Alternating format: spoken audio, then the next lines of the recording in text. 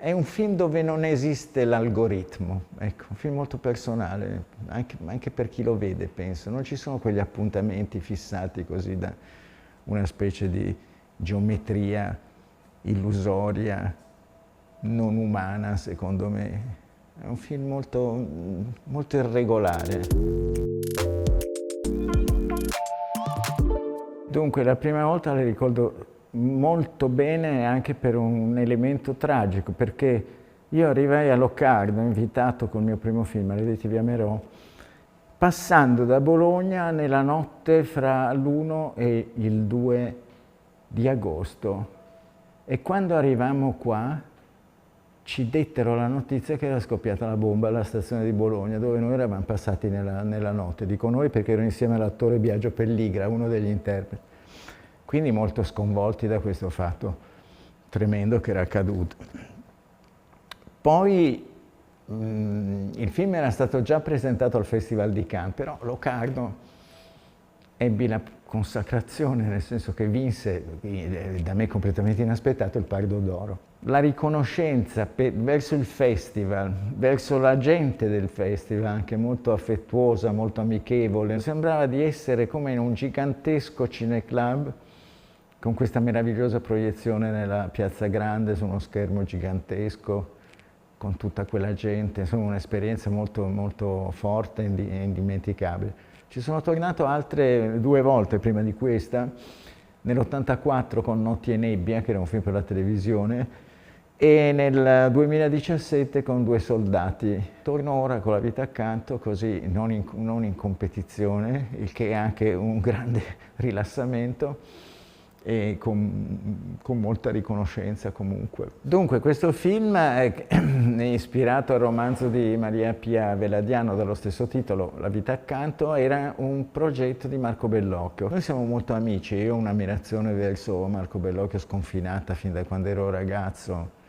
Lui e Bernardo Bertolucci erano i miei idoli. È un film strano perché ha apparentemente un'ambientazione molto realistica, filologica, Vicenza, la bellezza di questa città meravigliosa, delle sue costruzioni, della sua architettura, però ha anche una valenza onirica, immaginaria, come visto dagli occhi di un bambino, di una bambina nella fattispecie, quindi è un mondo anche fantastico, anche di illusioni, di proiezioni.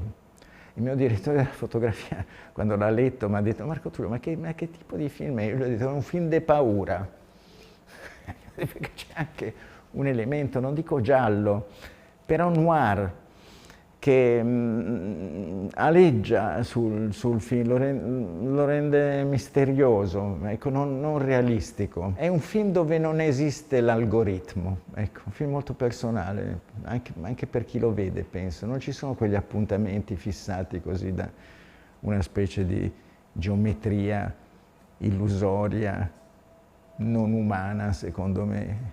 È un film molto, molto irregolare. È come la storia di 2 musicisti, due dei personaggi, 2 pianiste, quindi ci sarebbe stato per forza, giustamente, le musiche che loro eseguivano.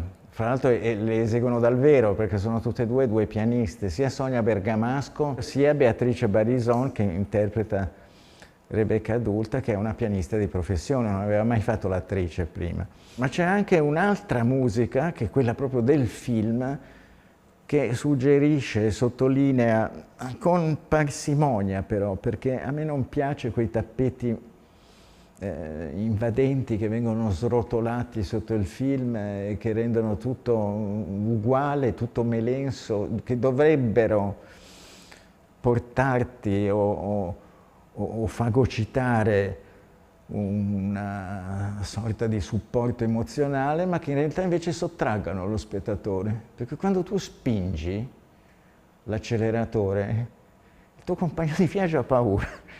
Mentre se tu vai liscio così puoi anche lasciare a lui la soddisfazione di collegare le cose senza essere invadente. La musica è troppo importante perché sia un puro elemento di decorazione. La dedica a Chantal Akerman Ho pensato di farla quando il film era finito, l'ho visto per la prima volta, ho detto mi piacerebbe dedicarlo a una cineasta che secondo me è stata fra le più grandi del Novecento, perché ha debuttato nel 1975, a 25 anni, aveva la mia stessa età, io ero ancora lontano dal fare il cinema ed è apparsa questa cineasta che trattava dei temi che oggi si potrebbe perfino pensare che sono comuni, la sessualità, il mettere in scena anche il suo stesso corpo, cioè entrare nel cinema come interprete,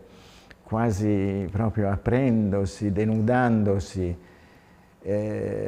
Oggi è più comune, allora non l'aveva fatto nessuno ancora, lei è stata la prima, coraggiosa, e soprattutto pensando al rapporto così complesso che Chantal Akerman ha avuto con la madre, tanto che dopo che la madre è morta lei si è tolta la vita, ho pensato che era giusto dedicarlo a lei, che ecco, se c'era una persona alla quale mi sarebbe piaciuto mostrare questo film era proprio lei, che ho conosciuto, ho provato una grande simpatia istintiva, insomma ci siamo persi di vista, non siamo diventati amici come mi sarebbe piaciuto, ma mi è rimasta nel cuore e quindi le ho voluto dedicare questo film.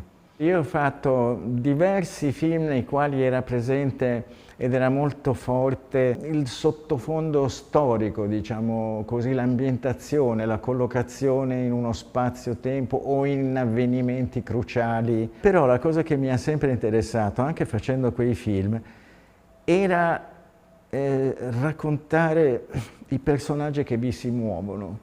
Vorrei quasi dire che vi inciampano nella grande storia. E qualche volta la grande storia sembra un elemento prevalente, non lo è mai in realtà, perché per me, ripeto, sono più importanti i personaggi, le persone che metti in scena, e qualche altra volta è più sfumata, come nel caso di questo film, nel quale non è apprezzabile davvero una dimensione storica, ma questo anche perché penso che alcuni temi del film, come la difformità, come l'accettarsi anche nelle proprie differenze, anche nella propria solitudine, siano cose di qualsiasi tempo, di ogni tempo. Il film è ambientato fra il 1980 e il 2000, ma è come se si svolgesse oggi. Se si cambiassero i costumi è un film che poteva tranquillamente essere ambientato oggi. Faccio l'esempio dei 100 passi, no? E del personaggio di Peppino Impastato interpretato da Luigi Locascio. Mi viene spesso chiesto dalle scuole di presentarlo ai ragazzini delle medie. Io vado volentieri perché mi interessa molto vedere le reazioni. Un film che ormai ha quasi 24 anni e che però parla ancora come se fosse successo ieri. Addirittura è un film girato 24 anni fa, ma che parla di un'epoca ancora più remota. Oppure come La meglio gioventù, un altro film che dimostra un'incredibile vitalità, malgrado sia passato tanto tempo. E quindi io non amo rivedere i miei film perché vedo solo gli errori, penso che avrei potuto farli meglio, però anche dico, senti, è andata così, sono come dei figli, non è che puoi dire avrei preferito che avesse gli occhi azzurri, come mai non è biondo, c'ha i riccioli, sono come sono, ormai sono creature indipendenti, non li guardo per compiacermi, però che ogni tanto mi richiamino per spiegarli, per raccontarli, per avere uno scambio con generazioni anche molto più giovani che non hanno vissuto quegli avvenimenti, per me è tutta vitalità, è tutta fortuna. Faccio un saluto al pubblico di Locarno, al festival, a tutti gli amici che rivedo dopo tanti anni e a quelli nuovi che conoscerò.